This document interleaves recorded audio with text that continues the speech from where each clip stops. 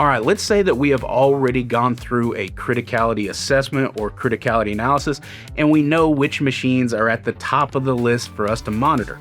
Now, the next question is, all right, should we be doing route-based monitoring or real-time monitoring?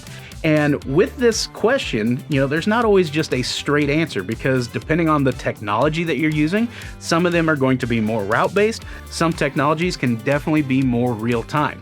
If we think about the world that Noria lives in here with oil analysis, a lot of oil analysis samples tend to be route-based because we are going to the asset, we are extracting an oil sample, we're sending it to the lab for analysis. Now, there are oil analysis sensors, they're just not as prevalent as some of our other technologies. When you get into something like vibration, now you really have options out there. There are a lot of solutions for real-time monitoring as well as route-based, actually going out and collecting the data. So when does it make sense to use one or the other?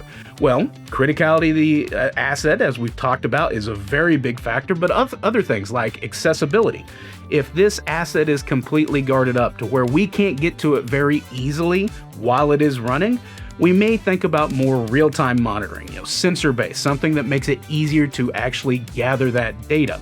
If the machine is, very critical, has a big history of failures or downtime events, then real-time monitoring definitely makes an impact. When we think about assets on that PF curve, those that fail very abruptly, real-time monitoring. Those that have a much longer failure cycle, route-based obviously makes a difference.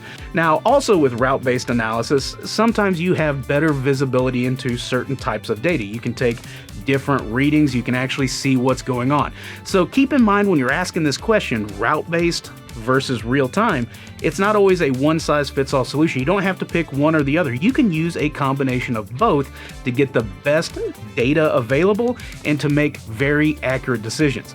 Now, if you're struggling with this decision, visit our friends at AssetWatch. You can find more about their solutions in the link in the description.